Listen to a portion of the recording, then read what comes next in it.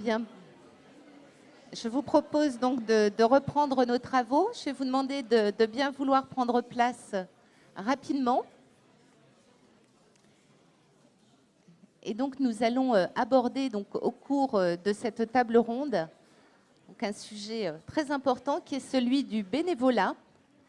Et donc, nous allons avoir une comparaison dans 3 pays européens. Donc, la France, le Royaume-Uni et la Suisse. Et donc, bien entendu, après les premiers échanges, vous pourrez poser toutes vos questions ou apporter vos témoignages. Et donc, pour cette table ronde, nous avons donc le grand plaisir d'accueillir le docteur Ross Scott. Bonjour, donc vous êtes consultante, chercheur honoraire à l'Université de Dundee en Écosse, vice-présidente de Cruse Bereavement Care, donc qui est la principale organisation caritative nationale pour les personnes endeuillées en Angleterre, au Pays de Galles et en Irlande du Nord. Vous êtes également coprésidente du groupe de travail de l'Association européenne des soins palliatifs sur le bénévolat.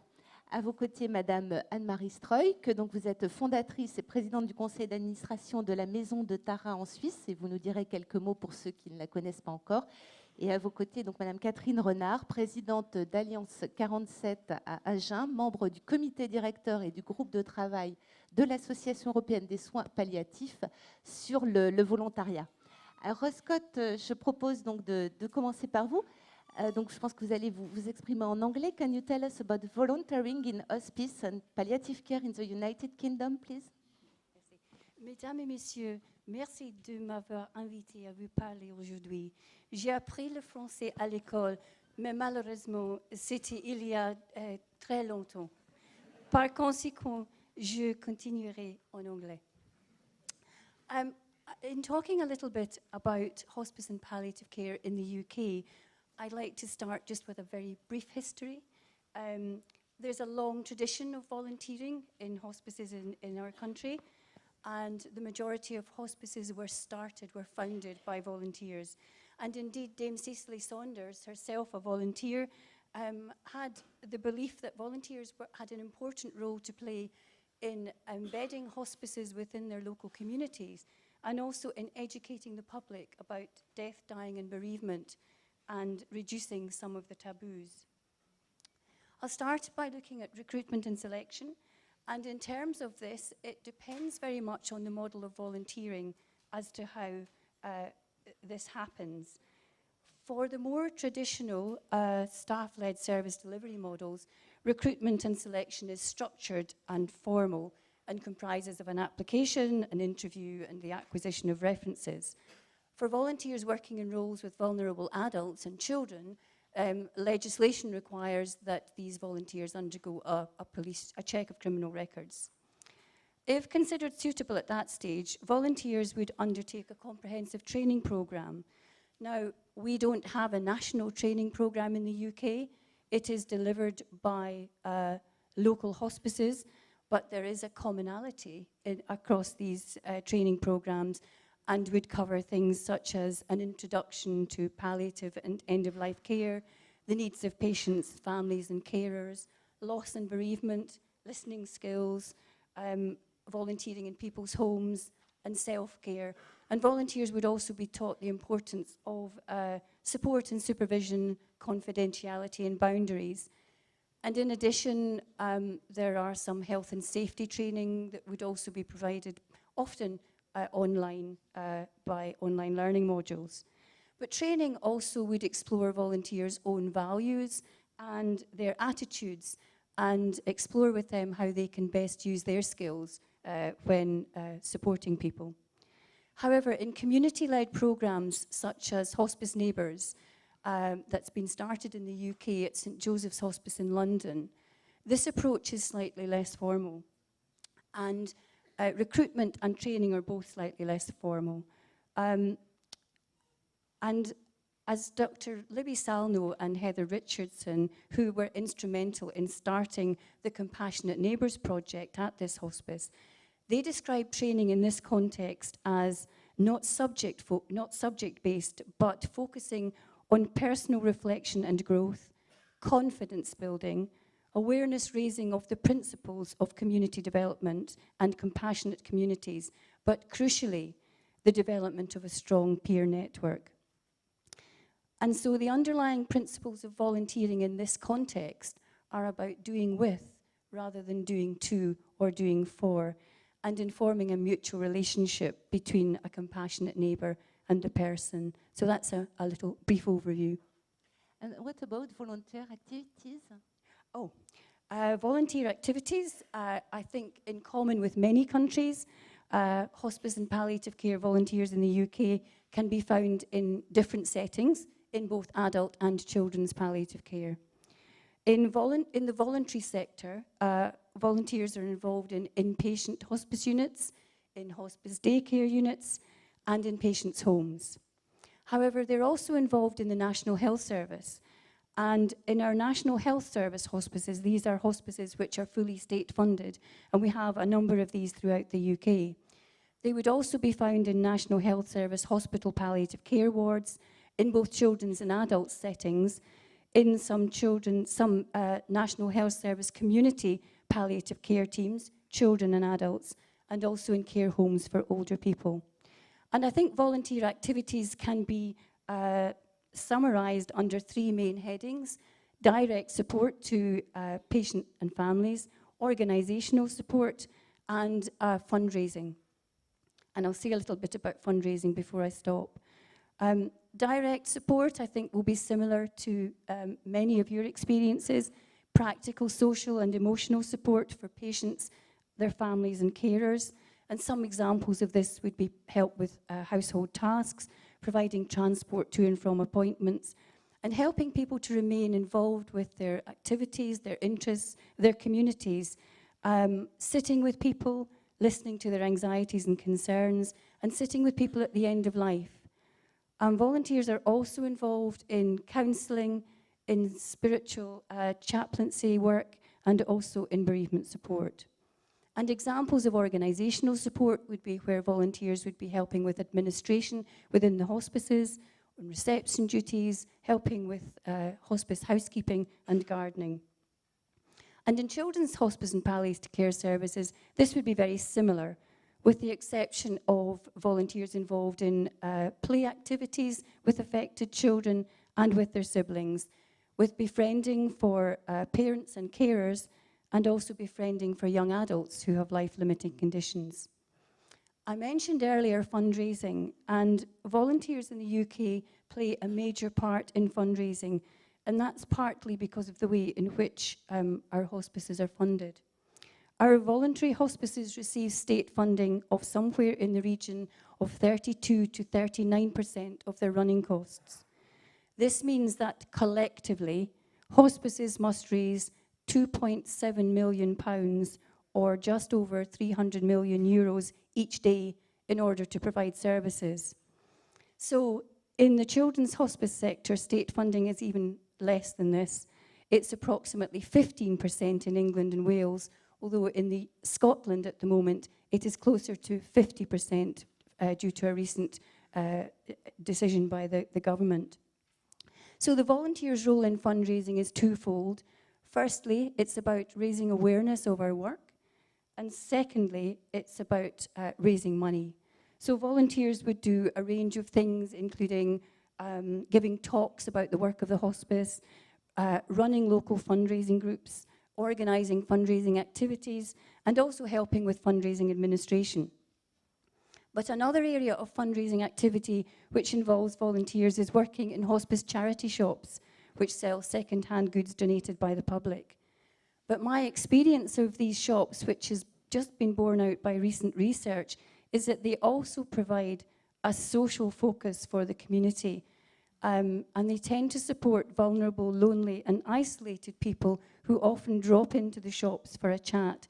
And I see further opportunities for hospices to develop these and for hospice shops to become something more than they are at the moment, and perhaps community hubs. And last topic, which model for volunteering? Oh dear, which model? This is a really difficult question to answer, as hospice and palliative care volunteering in the UK is currently in a state of change.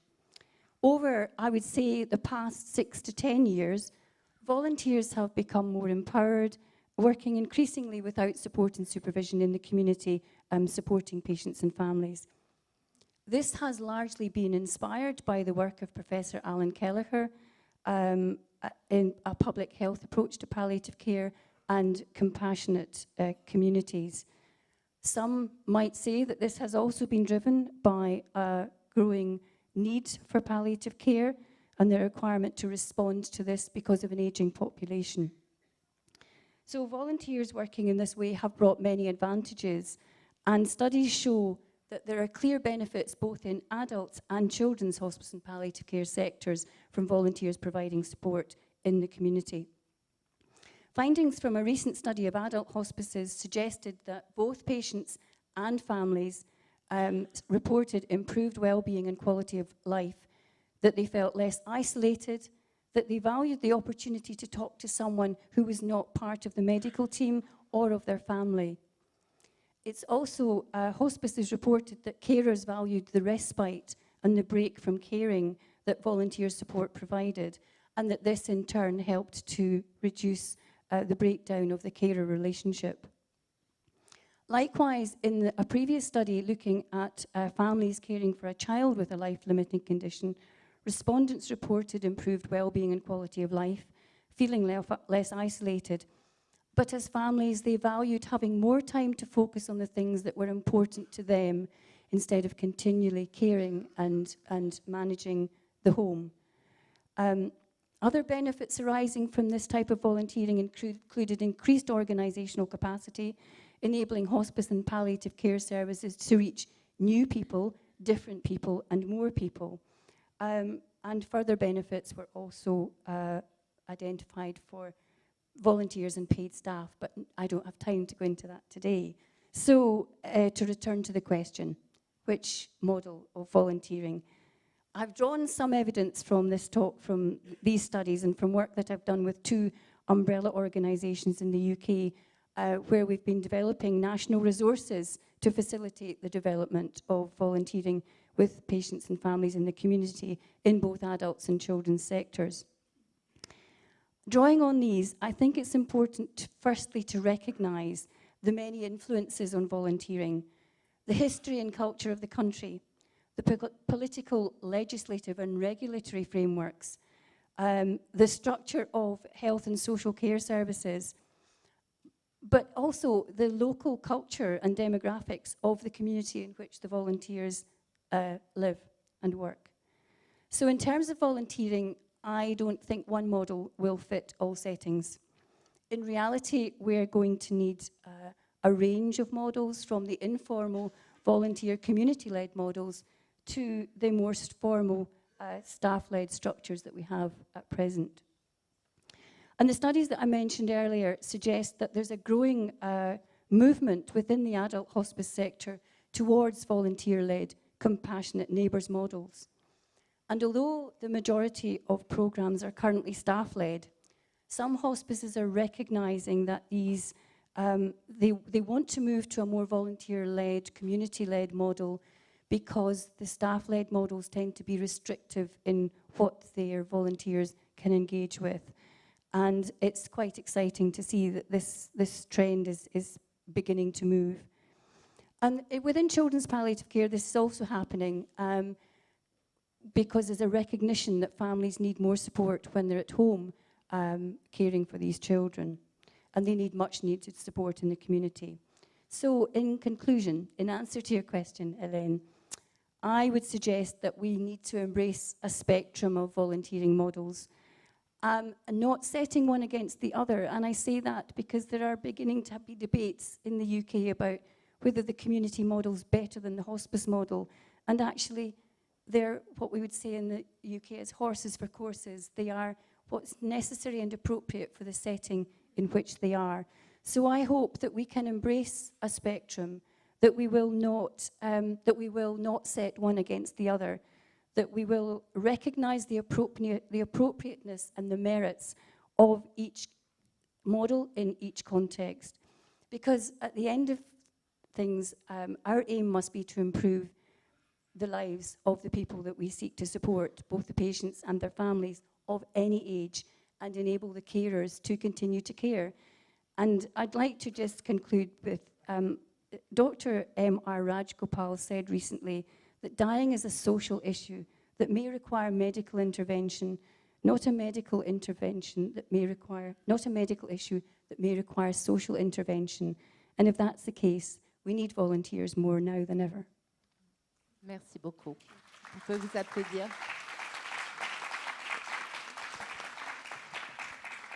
Anne-Marie Struyck, donc je rappelle que vous êtes la fondatrice, la présidente du conseil d'administration de la Maison de Tara.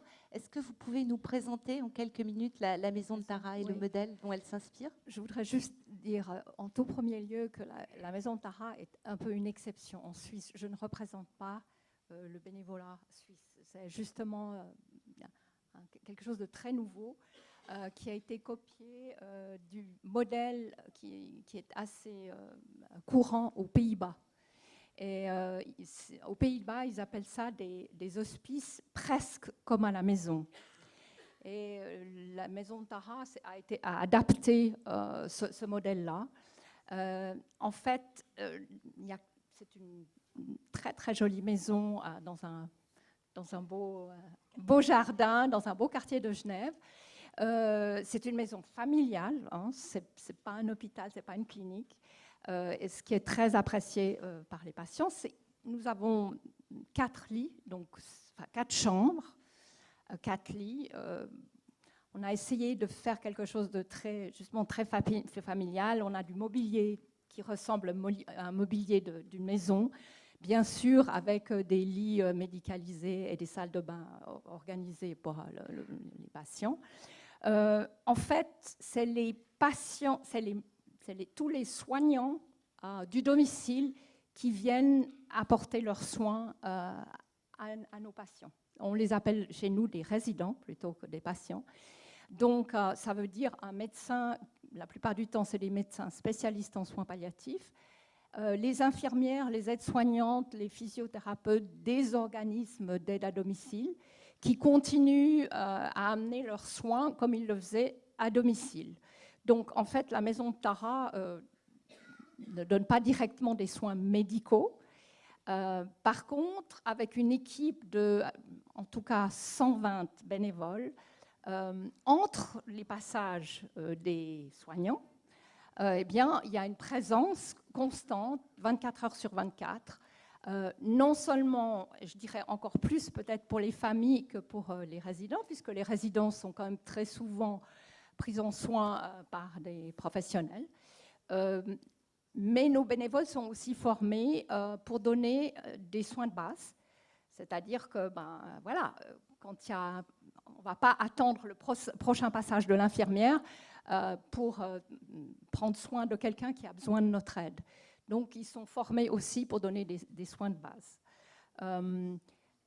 Nous avons aussi des professionnels dans la maison, c'est-à-dire nous avons 10 personnels rémunérés, dont 3 infirmières, mais naturellement pas à plein temps, à temps partiel, 3 veilleuses, 2 postes administratifs et 2 intendantes.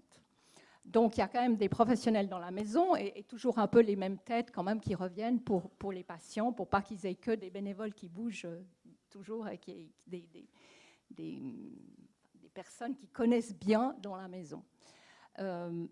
Alors, ce qui nous semble intéressant avec ce modèle-là, c'est qu'en fait, les bénévoles sont des gens comme vous et moi, non pas comme vous, mais comme moi, parce que vous êtes la plupart du temps des soignants. Et on sait très bien qu'un jour ou l'autre, avec le vieillissement de la population, nous serons tous des proches aidants. Alors vous avez un grand avantage, parce que vous êtes des soignants, et vous serez des proches aidants tout à fait remarquables. La plupart des proches aidants, ils n'ont pas choisi d'être proches aidants, ils sont proches aidants. Alors, je sais, à Genève, les politiques essayent vraiment de trouver des solutions pour les proches aidants. Comment soutenir les proches aidants? Alors, ils organisent des conférences, des expositions, etc. Et on voit qu'il y a très peu de proches aidants qui viennent à ce genre de choses, ces événements, tout simplement parce qu'ils sont le nez dans le guidon et qu'ils n'ont pas le temps de se former ou de quoi que ce soit d'autre à ce moment-là. Donc l'idée, c'est naturellement, la Maison Tara a besoin de bénévoles pour aider et soutenir aussi bien les patients que leurs proches. Mais il y a aussi cette idée de former le gros de la population à des tâches qui seront un jour ou l'autre amenées à faire. Et nous avons des retours des bénévoles, parce que bien sûr, la Maison Tara a été créée en 2011, donc on a à peu près 7 ans de retour.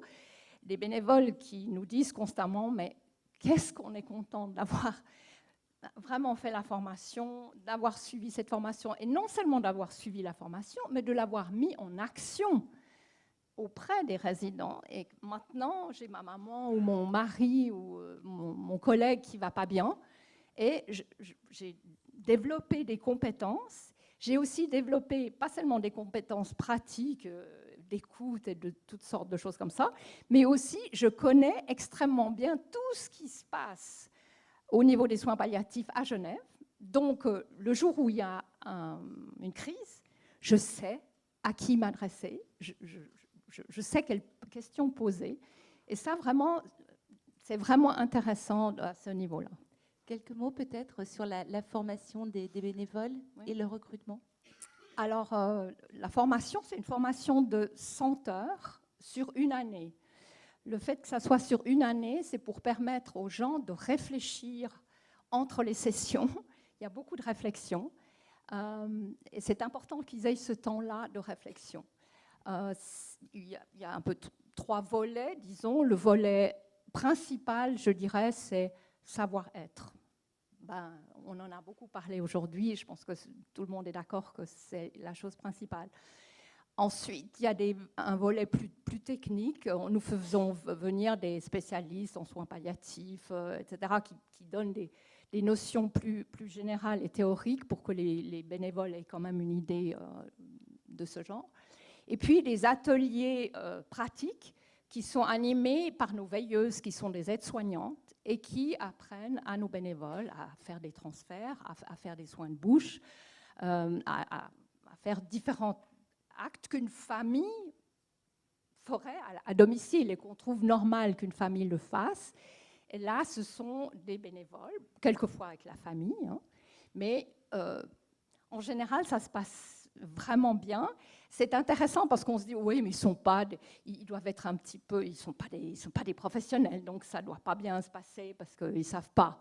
En fait, ce qui est extraordinaire, c'est de voir à quel point souvent, les résidents sont très touchés justement par ce côté peut-être un peu maladroit. Donc, il n'y a pas quelqu'un qui sait vis-à-vis de ces pauvres qui ne savent pas. On est des compagnons. Le bénévole et les patients, les familles, etc., sont des compagnons sur le chemin de la vie et de la mort. On apprend les uns des autres. Et très souvent, les patients nous disent comment ils veulent qu'on s'occupe d'eux.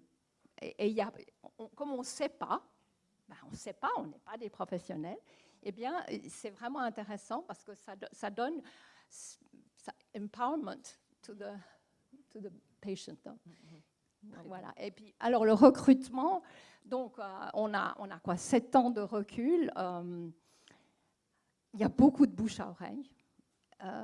Bien sûr, les familles, les amis, etc., tous ces gens-là sont très touchés par le travail qu'on fait. Et souvent, 1, 2, 3 ans après, tout d'un coup, on a une épouse qui dit « Moi, j'aimerais vraiment, je suis prête maintenant à m'engager dans du bénévolat ». Mais on va aussi chercher les bénévoles, puisqu'on a cette mission, qui est une mission, je dirais, pédagogique de la population dans son ensemble. Donc, on va chercher les bénévoles dans les entreprises, directement proposant à des entreprises en disant vous cherchez, beaucoup d'entreprises à Genève cherchent aussi à se donner une jolie image, parce qu'ils ne sont pas toujours, ils ont une image qui quelquefois laisse à désirer. Et donc, souvent les employés ont besoin de faire quelque chose qui a aussi sens pour eux. Et donc, les entreprises sont d'accord que nous parlions à leur personnel pour leur proposer cette formation et ce bénévolat. Ce qui veut dire que on n'a aucun problème à recruter des bénévoles. On a beaucoup de bénévoles. On forme en tout cas 3 volets par année. La formation est totalement gratuite, mais ils nous doivent 1 année de bénévolat après. Et c'est comme ça qu'on... Voilà. Et un mot peut-être sur le fundraising ou plus largement sur le financement, rapidement. Alors, nous ne sommes pas une maison médicalisée, ce qui veut dire qu'on est considéré par le médecin cantonal de Genève comme un domicile. On a 4 domiciles en fait. On a 4 chambres, donc 4 domiciles. Ce qui est difficile pour avoir de l'argent, parce qu'on ne reçoit naturellement pas de subvention de l'État, mais ce qui nous donne beaucoup de liberté, puisque, comme tu le disais, quelquefois ça devient compliqué pour les tâches des bénévoles. Alors, jusqu'à présent, on a vraiment beaucoup travaillé avec des grandes fondations, des entreprises, des banques. Voilà, après 7 ans, on reçoit, juste pour que vous ayez une idée, à peu près 100 000 francs juste de petits et moyens dons. C'est-à-dire des familles, des amis, des gens comme ça qui donnent 50, 100, 200 francs chaque année.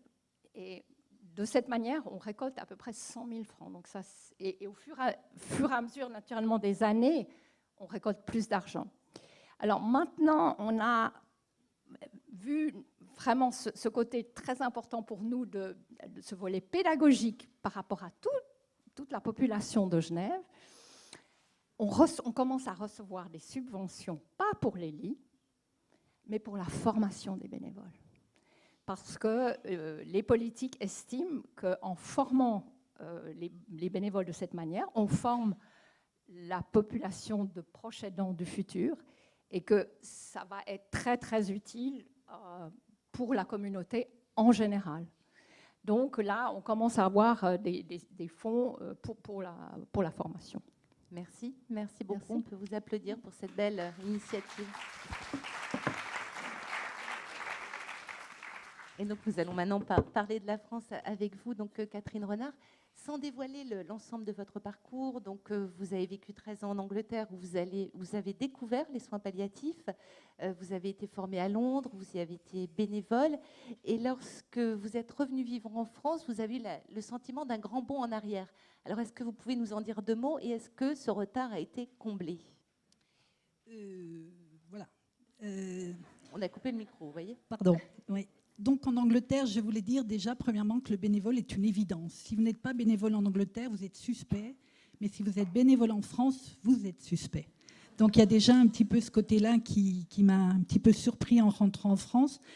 Après, c'est vrai que le bénévolat, comme vous avez pu l'entendre, est très différent entre la France et l'Angleterre. En France, on a une très très grande chance, c'est qu'il y a une loi qui a été votée en juin 1999 par M. Bernard Kouchner et qui, dans l'article 10, définit complètement la place du bénévole. Et ça, c'est assez extraordinaire. Je pense que c'est le seul pays au monde où le bénévolat d'accompagnement fait partie d'une loi. Donc ça, c'est sur le papier, ce qui fait que les établissements sont un petit peu obligés de signer des conventions avec les associations de bénévoles pour avoir des agréments et pour pouvoir ouvrir, je pense ne pas me tromper, des unités de soins palliatifs ou avoir des lits, ce qu'on appelle des LISP. Excusez-moi, je tremble un petit peu. Je ne suis pas habituée à cet exercice, à parler devant une assemblée comme ça. Du coup, voilà, la loi, c'est vraiment un grand plus, mais du coup, c'est sur le papier, et du coup, des fois, les établissements étaient très friands de signer ces conventions, mais ce n'est pas toujours traduit par une intervention des bénévoles. J'ai le cas à Agen, on intervient énormément à l'hôpital, il y a une clinique qui est venue nous chercher pour signer cette convention, mais en fait, voilà, pour l'instant, ça ne donne rien. Donc c'est un petit peu compliqué. En plus, ce qui est très bien en France aussi, c'est que du coup, comme on est dans la loi, c'est très carré et très défini. Donc le bénévolat en France a un rôle majeur d'accompagnement. On appelle des bénévolats d'accompagnement, c'est-à-dire qu'il est appelé à venir auprès de la personne malade de sa famille également, et de l'écouter. Donc normalement, le bénévole est censé se cantonner à cette tâche-là. Donc ce qui est encore très différent vis-à-vis de l'Angleterre également. Selon ma conception, les bénévoles sont quand même là. Normalement, ils représentent ce qu'on dit, la société qui vient auprès des malades, un air frais du dehors qui vient leur dire « vous faites partie de la vie ». La vie, elle est là jusqu'à l'extrême moment final. Donc, je suis là pour vous, je suis là, je vous écoute.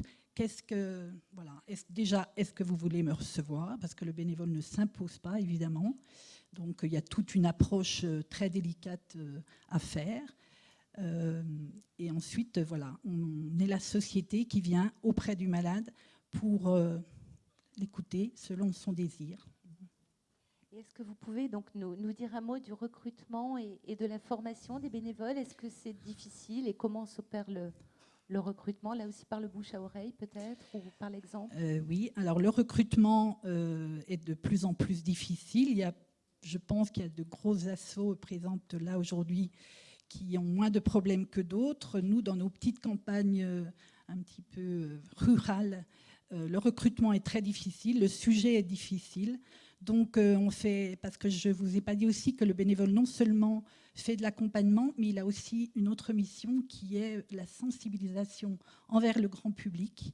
Et je crois que les assos sont très dynamiques dans ce domaine-là. Les soignants n'ont pas toujours le temps de le faire. Donc voilà, les bénévoles organisent des ciné-débats, des réflexions-partage, des événements qui font parler des soins palliatifs, qui font parler de leur bénévolat. Ça, c'est très bénéfique. Donc par ces événements, des fois, on arrive un petit peu à accrocher quelques personnes, mais il est sûr que ce bénévolat fait peur. Les gens souvent ne s'en sentent pas capables, alors que c'est trop bien, il faut venir.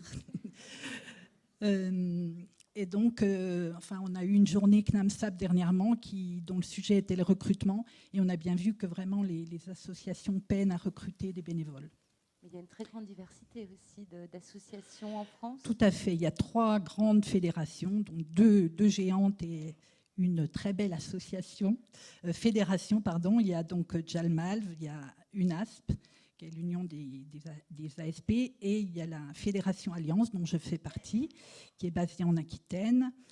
Et donc ces 3-là, j'ai envie de dire, sont des grosses machines qui ont un cadre très réglementé, très sérieux, et il y a d'autres aussi très sérieux assos à côté, mais qui sont plus dispersés, qui sont plus...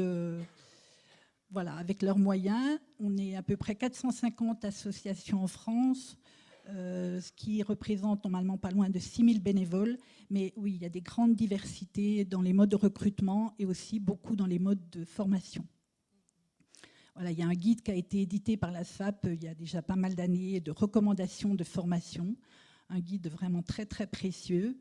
Mais j'avoue que il y a des grandes diversités de formations et on trouve des fois des formations qui ont des associations qui ont des formations un peu minimum, quoi. On pourra peut-être y revenir dans le cadre avec du les débat. témoignages des uns et des autres. Oui. Et un mot peut-être là aussi sur le fundraising ou d'autres modes de financement de vos activités. Oui. Est-ce que là aussi il faut s'inspirer des pays anglo-saxons Le fundraising, oui, c'est un mot qui n'est pas très connu en France. C'est vrai que les bénévoles, je pense, les associations se sont pas mal, excusez-moi le terme, je vais en faire bondir certains, mais reposées sur les subventions qui ont été assez généreuses pendant quelques années. Et ça, tout le monde est au courant que ça baisse de plus en plus et que c'est de plus en plus difficile. Pour vous citer un exemple, la ville d'Agen nous offre gracieusement 200 € par an. Donc avec ça, on ne va pas très loin parce qu'on a quand même un loyer, un petit téléphone avec un minimum abonnement et puis évidemment gérer une asso. Oui, même si c'est des bénévoles, des fois on nous dit mais vous êtes bénévole, ça ne coûte rien. Il y a quand même un petit peu d'administratif là derrière. Donc encore une fois, les bénévoles ont plein de talent et plein de créativité, donc ont des idées. Pour ce qui est de mon asso, on organise tous les mois de juin une marche nocturne dans un très beau parc à Agen C'est vrai que j'ai un petit peu copié sur l'Angleterre avec la Moonwalk de Londres. Alors, je n'ai pas la prétention d'être 15 000, hein, mais on était déjà 220 au mois de juin dernier et c'est déjà une belle petite victoire. Donc, il y a un prix d'entrée pour cette marche. Et à la fin, on se réunit autour du lac, du parc, et on envoie des petites lanternes flottantes qui symbolisent les personnes qui nous ont quittés ou qui sont décédées, aurait dit Michael. On ne dit pas qu'ils nous ont quittés, qu'ils sont décédés. Et également le bénévolat, qui est une petite lumière dans la nuit. Et voilà, on a des beaux retours là-dessous. Donc ça nous fait un petit peu d'argent comme ça. Et autrement, là, pour la première fois cette semaine, j'ai un monsieur qui m'a appelé et qui a offert les sous qu'il a récoltés lors des obsèques de son papa. Parce que vendredi, il y a 10 jours, il a participé à l'apéritif de l'unité de soins palliatifs qu'on a organisée. Et il a été très touché, ainsi que sa maman.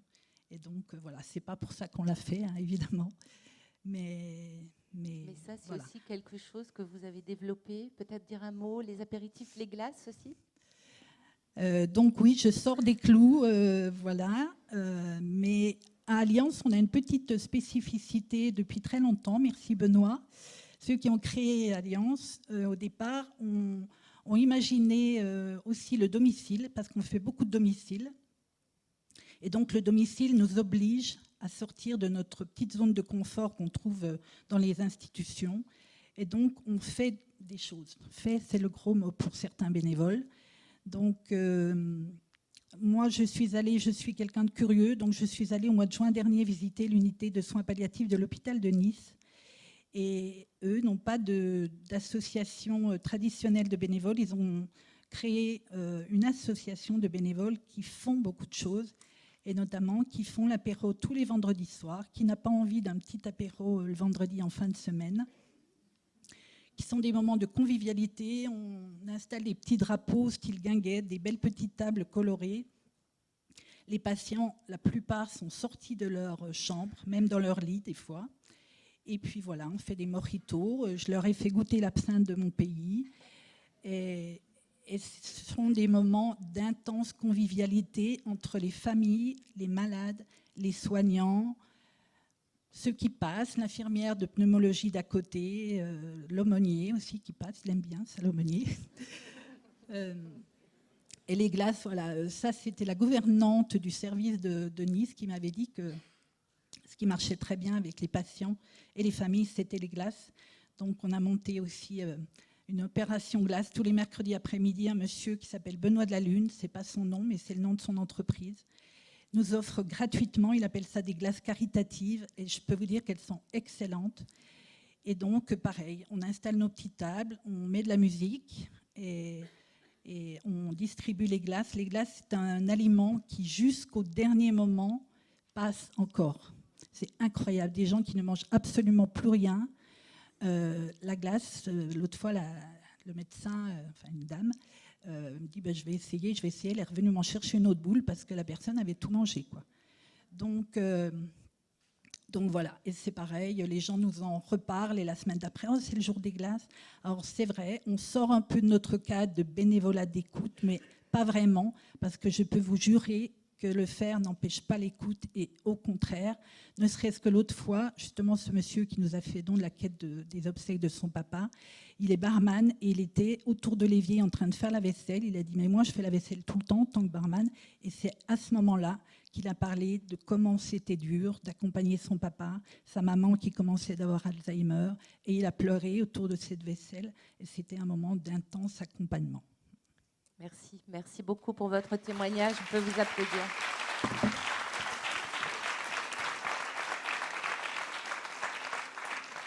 Alors, j'imagine que vous avez des questions. On a eu 3 focus particulièrement riches, beaucoup de sujets de débat aussi sur les actions des bénévoles. Alors, qui pose la première question ? Qui témoigne, absolument. Au premier rang, Ah, pardon. Le micro arrive tout de suite. On va prendre une question au fond de la salle. Oui, bonjour. Merci beaucoup à toutes les 3 pour votre intervention, à chacune.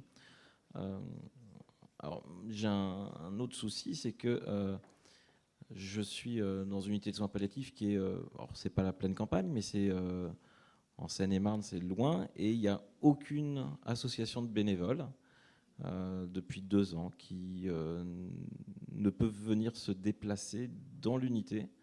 Et donc on est en recherche très très active de bénévoles, et à chaque fois on nous dit ben non, c'est trop loin. Même les grandes associations de bénévoles nous disent on a des bénévoles, mais ils ne veulent pas ou peuvent pas se déplacer aussi loin. Ça, c'était ma première question. Donc, comment faire pour qu'une association envoie des bénévoles même loin? Et ma deuxième question, c'est que pour Madame Struij-Motu, j'ai peut-être pas tout compris, mais comment est-ce que vous pouvez fonctionner annuellement avec 100 000 francs suisses, avec autant d'intervenants? Parce que j'ai compris qu'il y avait des salariés et j'ai dû rater une étape. Non, je me suis précision mal du budget. exprimée. 100 000 francs, c'est les petits dons.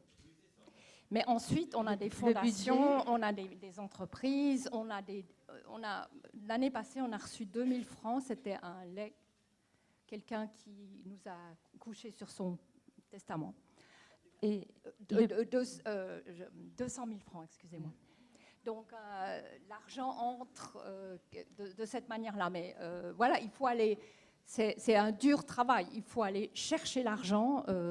Oui, ce n'est pas du tout votre budget de fonctionnement. Non, le budget notre budget, c'est 600 000 francs. Annuel. Parce pour qu'on a 10 membres de personnes, enfin des salariés, quoi. Donc, c'est quand même... voilà, il faut payer. Et puis, à Genève, les salariés sont très bien payés. Donc, merci. Et vos résidents payent quelque chose? Ils payent 200 francs par jour. Par contre, on a une fondation, un fonds de solidarité. Donc, ils payent 200 francs par jour s'ils ont les moyens. S'ils n'ont pas de moyens, disons le 95% de nos résidents sont quand même des gens qui ont un cancer. La Ligue genevoise contre le cancer paye moitié, c'est-à-dire une centaine de francs, et notre fonds de solidarité paye l'autre moitié. Donc, n'importe qui peut entrer à la maison de Tara s'il le veut. Soit il a les moyens et puis il paye, comme il le payerait d'ailleurs dans une maison de retraite. Hein. Il y a ce coût hôtelier qui est... mais dans les maisons de retraite, c'est l'État qui paye quand la personne n'a pas les moyens. Chez nous, c'est soit la Ligue, soit le fonds de solidarité, mais il y a vraiment beaucoup de gens qui n'ont rien payé. Voilà. Mais ça nous ramène à peu près 200 000 francs par année quand même aussi. Hein. Merci. Catherine Renard, peut-être un mot sur les bénévoles qui sont un peu éloignés. J'imagine que c'est une problématique récurrente. Je suis, assez triste d'entendre ça, mais malheureusement, c'est aussi le fait du bénévolat. C'est le mot bénévolat. Donc, on ne peut pas obliger des bénévoles à venir. Et comme je disais, gros problème de recrutement. Moi, j'ai peut-être l'idée que si on ouvrait le bénévolat à peut-être d'autres petites tâches que juste l'écoute, on aurait peut-être un peu plus de candidats. Parce que c'est justement cette écoute qui est précieuse, qui est inestimable, mais qui n'attire peut-être pas tout le monde. Les gens ne s'en sentent pas toujours capables ou aptes. Et pourtant, quand je parle de 6 000 bénévoles, on a l'impression que ça fait beaucoup de monde, mais oui, il y a des endroits reculés. Merci. Madame? Oui, bonjour, je suis Delphine Calicis. Je m'excuse de ne pas être intervenue tout à l'heure après M. Schell, mais on est ici 4 et on représente le collectif national des maisons de vie qui a été fondé autour de Laure Ubidos qui avait créé la première maison de vie à Besançon et qui était bénévole. Et donc voilà, on essaye aussi de se réunir, de réfléchir ensemble à une structure, à un lieu de vie un petit peu comme vous, Madame la Maison de Tara, avec des bénévoles. Et c'est vrai que c'est un enjeu de réussir à mobiliser des bénévoles d'activité et peut-être de trouver des financements peut-être publics, mais on ne compte pas dessus non plus. Et donc, on aimerait bien avoir beaucoup d'idées sur ce que vous faites en Angleterre et dans d'autres pays. Peut-être juste pour vous dire que nous, dans la région Occitanie, il y a 3 projets de maisons de vie et de répit qui ont été soutenus par l'ARS, Donc l'ARS nous accompagne dans l'écriture du cahier des charges et va financer la coordination. Mais nous avons tout à faire et à trouver d'autres financements. Mais c'est déjà un premier pas. Merci. Merci pour votre témoignage, madame. Est-ce qu'il y a une autre question? Oui, là-bas. Madame.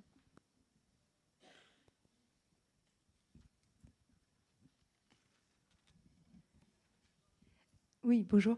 Merci à toutes les trois. Ma question, c'est plutôt un témoignage. Je suis bénévole d'accompagnement en France et je suis un peu envieuse quand j'entends parler Anne-Marie de ce qui se passe à la maison de Tara, parce qu'en France, on est bénévole d'accompagnement. Alors le rôle de l'écoute est vraiment primordial et principal et je ne remets pas du tout en cause. Par contre, c'est très frustrant de dire à un patient qui nous demande de le redresser, non, on n'a pas le droit de vous toucher, ou on n'a pas le droit de vous donner un verre d'eau.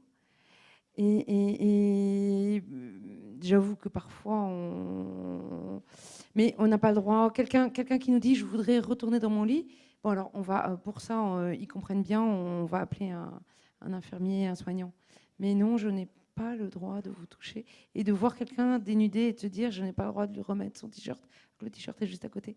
Voilà, c'est des petites choses qui sont, voilà, un petit peu gênantes dans ma relation, moi, avec les gens que je rencontre. Vous intervenez en institution? Oui. Alors l'institution, quand moi, un patient, une personne malade, puisque ce n'est pas mon patient, me demande qu'il a soif, je m'adresse évidemment au soignant pour savoir si je peux. Oui. Mais 9 fois sur 10, le soignant va me dire « oui, tu peux tout à fait lui donner à boire ». Donc là, moi, après ça ne me pose aucun problème. Oui. Je me souviens une fois un monsieur dans une chambre qui avait absolument envie de faire pipi. Donc j'ai couru dans les couloirs pour trouver l'aide-soignante ou l'infirmière. Et ensuite, je suis venue et j'ai aidé l'aide-soignante à maintenir le monsieur. Voilà. Et il était dans mes bras, j'avais l'impression, il avait 92 ans, de danser avec lui. Donc je lui parlais en même temps, je disais, mais vous m'avez invité à danser, c'est fabuleux et tout. Et 2 jours après, sa fille m'a dit que ce monsieur était un grand danseur de valse. Voilà, il ne faut pas prendre d'initiative, oui, toute seule et tout, parce qu'évidemment, il y a les fausses routes, il y a tout ça. Oui, bien sûr. Mais les soignants sont là pour vous donner les indications, ce que vous pouvez faire. Ouais. Voilà. Et ça fait équipe avec les soignants, c'est pas à la place d'eux, c'est pas contre. Oui. Enfin, je sais pas. Moi, je me sens le droit avec l'autorisation des soignants, de donner à boire ou Merci. redresser quelqu'un. L'autre fois aussi, j'ai aidé l'aide-soignante qui en bavait beaucoup à remettre un oreiller ou après pas faire de choses dangereuses, mais il y a des petites choses simples qui sont quand même faisables, je pense. Merci. Il y a une question, monsieur? Oui, bonjour. Je m'appelle Daniel Jancien. J'ai été médecin de soins palliatifs dans un petit hôpital et je suis maintenant président d'une association de bénévoles de soins palliatifs. J'allais vous poser la question à vous trois, vos relations avec le corps médical. Il y a les soignants, ça c'est vrai, mais il y a aussi le corps médical. Vous pouvez en parler 2 mots? Toutes les trois. Quelles sont vos relations avec le corps médical? Qui commence, Anne-Marie? Pour créer la maison Tara, ça nous a mis 10 ans. Hein. Et c'était 10 ans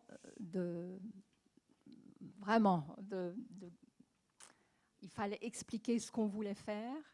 Il fallait vraiment montrer qu'on n'allait pas prendre la place des soignants, que c'était quelque chose de vraiment intéressant et que les soignants allaient en profiter. Et ce qu'on voit maintenant, c'est que la maison Tara a une très, très, très bonne réputation dans la ville de Genève. C'est le professeur Dietrich qui a le département d'oncologie au Hugues qui nous envoie ses patients. Donc maintenant, on est à un autre moment. Mais au début, c'est vraiment difficile parce que souvent, il n'y a pas tellement de compréhension de c'est qui ces bénévoles qui viennent se mêler de notre travail. Enfin, et après, maintenant, j'aimerais juste encore rajouter quelque chose au niveau c'est pas de la formation, mais on a des groupes de parole. Et ce qui est génial, c'est qu'il y a les médecins en soins palliatifs, les infirmières, quelquefois les aides-soignantes et les bénévoles qui qui sont ensemble, qui partagent ce groupe de parole. Et ce qu'on voit, c'est que chacun apprend de l'autre. Donc, bien sûr, nous apprenons énormément des médecins et des infirmières, puisque voilà, on n'est pas des professionnels. Ce que je trouve intéressant, c'est que certains médecins nous disent, mais quelquefois, on a tellement le nez dans le guidon qu'on oublie. Et les bénévoles naïfs, comme elles le sont, posent la question qui, éthiquement, est une question intéressante et qu'on ne se pose peut-être plus parce que, voilà. Donc, c'est vraiment intéressant. Maintenant, c'est vraiment une richesse, une vraie richesse. Et quand nous organisons des formations, aussi quelquefois avec des grandes pointures un petit peu externes, cette année, on a eu le docteur Christophe Fauré qui nous a parlé du deuil. Eh bien, on invite aussi les soignants. Donc, on se forme ensemble. Et maintenant, c'est OK. Mais c'est vrai qu'au début, il fallait aller petit à petit. Merci. Ross, vos relations donc, avec le corps soignant? Yes.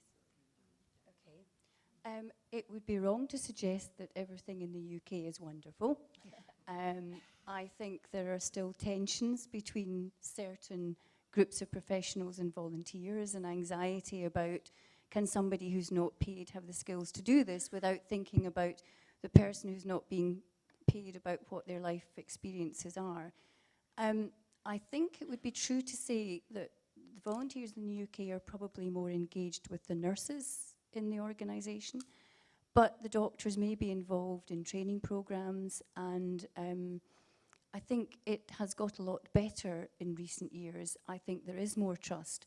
But in one of the studies that I mentioned recently, one of the hospices was saying they were struggling to get a community model accepted by the professional staff because there was anxieties about volunteers going into people's homes. And I think it's a long process. I think it's about, I've always said when I was asked to develop volunteering in an area, I've said, do the staff want it? And they've said, well, they haven't asked for it. And I've said, well, I want to show you this happening somewhere where it's going to be successful. And once they trust that and see that being successful, they'll want some of that too. And that's generally how it's worked for us. Merci beaucoup. Juste pour dire que nous, sur Agen, pareil, ça a pris du temps pour s'apprivoiser, j'ai envie de dire. Mais alors maintenant... j'ai eu des témoignages que cet été, le service n'aurait pas du tout été pareil sans les bénévoles. Ils amènent vraiment du soleil, de la vie. On participe au staff. Alors je sais, pareil, que ça va peut-être faire bondir certains bénévoles. Et on participe au groupe de parole des soignants. Voilà, une fois par mois. Nous, on a également notre propre groupe de parole. Mais ceux qui interviennent dans l'unité participent au groupe de parole des soignants. Et ça se passe plutôt bien. Merci. Ross, vous souhaitiez ajouter quelque chose? What I should have said was, I do think it's really important that if we want staff to work well with volunteers, we need to provide them with training and support to help them to understand that. I'm going back, I'm showing my age again, but we didn't introduce computers to the workplace without training people how to use them. But we feel that people ought to instinctively know how to work with volunteers. And I think making sure that volunteering is part of staff introductory programs and ongoing training does help that understanding and respect to grow and develop. Merci beaucoup. Oui, une question? Oui, bonjour. Moi, je suis infirmière dans un réseau de soins palliatifs et je voudrais demander à Madame Renard, est-ce que dans la formation des bénévoles, il y a un volet peut-être plus spécifique pour les bénévoles qui veulent aller à domicile? Parce que nous, à l'association avec laquelle on travaille, moi je trouve que pour la ville où je suis, il y a beaucoup de bénévoles, mais il y a pléthore à l'hôpital, à l'USP et à l'EMSP, et à domicile, c'est le parent pauvre. Nous, notre formation, elle est assez spécifique. En fait, elle est ouverte. On a un entretien, une lettre de motivation, mais on ne fait pas une sélection drastique. En fait, il y a un petit côté, Anne-Marie également, c'est un petit peu de sensibilisation à la population sur ce que sont les soins palliatifs, ce que ça peut amener. Et à la fin, les bénévoles se sentent de nous rejoindre ou pas. La formation pour le domicile se fera lors des formations continues. Et nous, c'est vrai que, comme je le disais tout à l'heure, on fait énormément de domiciles parce qu'on a une très bonne relation avec l'équipe mobile qui fait maintenant office de réseau. On a une convention également avec l'HAD. C'est un peu plus timide avec l'HAD, mais vraiment avec l'équipe mobile. Et ce qui est très intéressant, c'est qu'avec l'équipe mobile, quand ils pensent qu'une personne peut bénéficier de notre accompagnement à domicile, ils nous préviennent évidemment. Et la première visite se fait automatiquement avec l'un des membres de l'équipe mobile, le médecin, l'infirmier, la psychologue, l'assistante sociale. Donc les familles nous voient vraiment partie prenante interdisciplinaire de l'équipe mobile. Et donc ça nous facilite grandement l'entrée du domicile, qui n'est pas toujours évident. Et ensuite, évidemment, on en rend compte, voilà, on travaille en équipe, quoi. Une équipe de bénévoles, mais en équipe aussi, du coup, avec l'équipe mobile sur les cas qu'on suit ensemble. Donc, voilà. Et après, on a, en tant que bénévole, tous les bénévoles présents le diront, il y a la formation initiale très importante, mais aussi, ce qui est très important, c'est la formation continue, qui, à la demande des bénévoles, peut revêtir plusieurs sujets, dont le domicile, les difficultés qu'on peut rencontrer. Et là, on fait des formations spécifiques pour se former à ces problèmes-là. Merci beaucoup. Donc, moi, c'est un témoignage. Oui. ASP Toulouse, donc plus grande association, mais nous avons les mêmes problèmes. Moins de bénévoles. Nos bénévoles, les 3/4 travaillent. Donc, ils ne peuvent venir que le soir ou le week-end. On fait attention au lieu géographique du bénévole, d'où la difficulté d'aller dans les campagnes. En moyenne, on a 75 à 80 personnes qui se présentent, mais nous avons une formation d'une ASP pour le recrutement et nous n'avons que 20 bénévoles formés par an. Et avant, un bénévole accompagnant, on disait la moyenne était de 4 ans. Maintenant, le bénévolat a changé aussi. Les bénévoles restent moins longtemps. On nous dit, ça on le comprend au bout de quelques années, qu'on est dans le non-faire.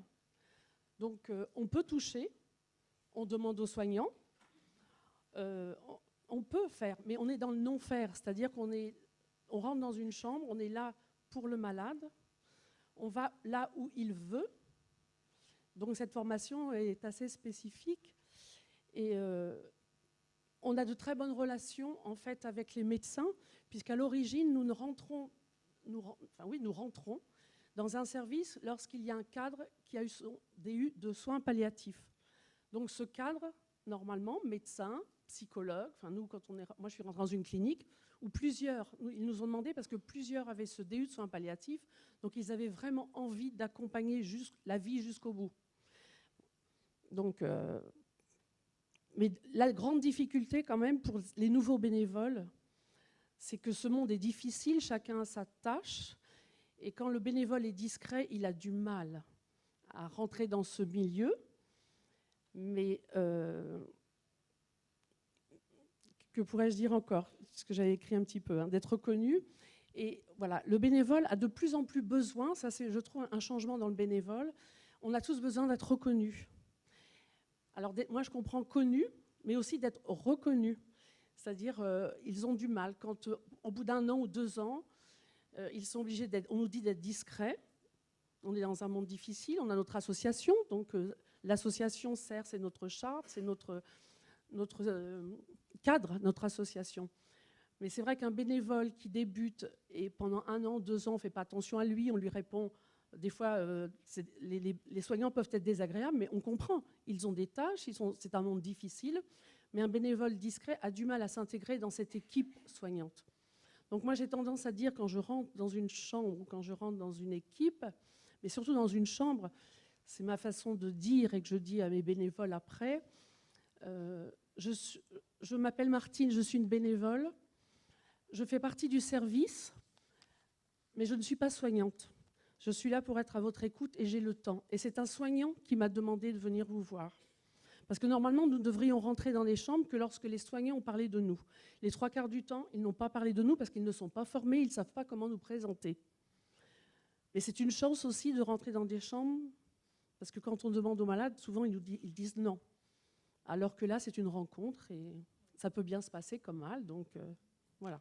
Merci. Mais les nouveaux bénévoles, c'est difficile aussi. Hein. C'est très dur de rentrer dans ce monde que j'admire, mais qui est difficile. Merci beaucoup. On va prendre très rapidement les 2 dernières interventions. Bonjour, Pascal Musso, médecin d'équipe mobile en soins palliatifs. J'ai une question pour le docteur Ross Scott. Et peut-être qu'Anne Delatour, qui a travaillé dans les 2 pays en Angleterre, pourrait nous répondre. Certains anciens se rappellent de Michel Renaud, qui a été psychanalyste et superviseur, et qui nous disait que le bénévole est trop présenté en France comme par son statut. Il est bénévole, donc il est gratuit, il a du temps. Et il nous expliquait qu'en France, il y a une connotation bénévole égale avoir du temps, être à la retraite, plutôt être une femme, plutôt catholique. Peut-être que ça a changé, mais pourquoi en Grande-Bretagne c'est suspect de ne pas en faire? Pourquoi en France c'est suspect d'en faire? Lui, il nous disait, c'était à l'Hôtel-Dieu en équipe mobile, le bénévole à l'Hôtel-Dieu, il y avait des accompagnants bénévoles et il y avait un assistant à la bibliothèque qui nous aidait à trier les articles et à les traduire. Et il nous disait, je vous propose de dire, moi je suis Gérard, assistant bibliothécaire au centre de soins palliatifs de l'Hôtel-Dieu à Paris, et voilà ma fonction.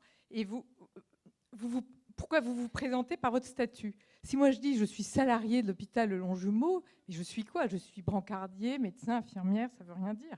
Et donc en fait, il nous expliquait que le problème du bénévolat en France, c'était que bénévole égale gratuit. Donc, comme certains ont dit, on n'a pas le temps, on a d'autres choses à faire, on a notre yoga et notre boulot et notre vie de famille. Donc, moi, j'aimerais avoir un avis des Anglais ou des Anglo-Saxons, et j'interroge les 2 personnes pour savoir comment on fait pour que ça puisse se faire autrement. Ross. You raise a very interesting point. And actually, the word volunteer in the UK is under debate at the moment. It's interesting to note that the community-led services they're not calling their volunteers volunteers. They're calling them hospice neighbours, compassionate neighbours, but they're not calling them volunteers. Now, I have a feeling about that. I feel that perhaps if the word volunteer is a barrier, we need to educate people about what volunteering is, and it's not about just being a volunteer, it's about playing an important role. But I think you're right. I think there is a sense that the word volunteer means you're free and you're not particularly important in the organisation. But I do come back to training, recognition, and talking about volunteering differently, because I am still frustrated that at my age and the length of time I've been working in palliative care in or around volunteering, it still is not part of the mainstream discussion. So I don't know that I've answered your question, but just to say we're having this debate at the moment, and the word volunteer seems to be falling from favour. Oui, je voudrais intervenir sur cette question. Alors, juste en tant que vous avez demandé l'avis de Britannique. De Madame Delatour, je pense qu'elle va apporter des éléments de réponse. S'il vous plaît. Pardon, excusez-moi. Oui, donc c'est un petit témoignage. Hein. J'ai eu l'occasion donc de travailler en Angleterre, et forcément que le bénévolat en Angleterre m'a énormément touchée. D'abord, ils ont une manière de faire de la publicité qui n'est pas du tout timide, hein, comme nous en France. C'est-à-dire, ils en parlent sur les bus, dans les rues. Enfin bon, c'est comme une expérience positive, même pour changer de métier. Je ne parle pas de bénévolat, mais de son métier à soi. C'est-à-dire cette expérience qui va vous permettre, quand vous allez sur Internet et que vous allez sur les sites de volontaires, j'ai trouvé ça extraordinaire, c'est cette manière de dire, vous voulez changer de métier, soyez bénévole. Et c'est pas d'être, vous avez bien compris, c'est pas de trouver un nouveau métier au sein du bénévolat, mais c'est ce tremplin qui vous permet de penser votre métier tellement différemment que vous allez devenir un autre professionnel, et peut-être dans une autre branche professionnelle. Donc c'est cette espèce de tremplin que j'ai trouvé, mais une pulsion de vie extraordinaire. La deuxième chose qui m'a beaucoup plu, c'était que le bénévolat, s'il était partenaire du soignant, il était avec le soignant, et il n'y avait pas cette espèce de pensée comme on a en France, écoute, service, attention, faut pas. Enfin, vous voyez, cette espèce de... c'est pas grave, on est fait tous différemment. Il y a un bénévole qui aime beaucoup faire du jardin, eh bien, il va aller à domicile des malades pour l'aider à faire son jardin. Vous voyez, voilà, c'est cette espèce de... Prenons les qualités des uns et des autres, les savoir-faire, les savoir-être des uns et des autres, et que chacun puisse être bénévole à sa manière, mais bien évidemment, ça veut dire une très belle coordination, parce qu'il ne faut pas faire n'importe quoi. L'autre élément aussi qui m'a énormément touchée, c'est le côté professionnel du bénévolat, c'est-à-dire le côté research, c'est-à-dire vraiment des gens, d'ailleurs vous les formez extrêmement bien, et pas qu'à l'écoute ou au service, mais au fait de faire du fundraising. Donc, qu'est-ce que ça veut dire de faire du fundraising quand on est bénévole? Et comme c'est utile, par exemple, votre expérience à Lyon, on voit bien que eh bien, s'il n'y avait pas quelqu'un qui allait vers les entreprises pour demander de l'argent, cette idée-là n'aurait pas pu naître. Donc, il faut savoir faire du fundraising, il faut se décomplexer, nous les Français, d'aller demander de l'argent. Voilà. Et ce n'est pas une honte d'avoir de l'argent venant d'entreprises ou du privé quand on a l'ARS. Ce ne sont pas des vaches à lait, les ARS, ils sont limités et donc forcément il y a un moment où ils n'ont plus de sous. Eh ben, il faut aller chercher des sous là où il y en a. Et c'est un savoir-faire et j'ai été frappée que les bénévoles, eh bien, ils ont appris ce savoir-faire. Bon, dernier point, c'est là vraiment, enfin, j'ai déjà dit, mais la recherche. Et la recherche, c'est faire des études sur le bénévolat, c'est nous faire remonter des enquêtes, nous faire remonter ce que vous faites, parce que les soignants, s'ils ne savent pas ce que vous faites, eh bien, ils auront peut-être toujours des craintes à travailler avec des bénévoles. Donc, ça fait partie du bon partenariat. Voilà. Merci beaucoup. Alors, vraiment, une micro-question. Je voulais juste donner le point de vue de quelqu'un. Je suis infirmière libérale, ça fait 30 ans que je travaille en France et je suis britannique. Donc, je voulais juste expliquer aussi que c'est une question culturelle. C'est-à-dire que nous, ça commence à l'école. Quand on est petit, on est déjà sensibilisé au bénévolat. On fait nos petites quêtes autour de la famille, de l'entourage pour avoir un petit peu d'argent, pour nous sponsoriser, pour faire une petite marche, tout ça. Les scouts. Donc, aider les autres, ça fait partie de notre éducation. Donc, c'est imprégné en nous. Et puis, toutes mes amies, par exemple, qui prennent la retraite en ce moment, disent « Ah ben moi, je vais faire du bénévolat. » Donc, voilà, c'est... Merci. Eh bien, écoutez, je pense qu'on aura encore plein de choses à dire, mais vraiment un très, très grand merci à vous trois. On peut vous applaudir.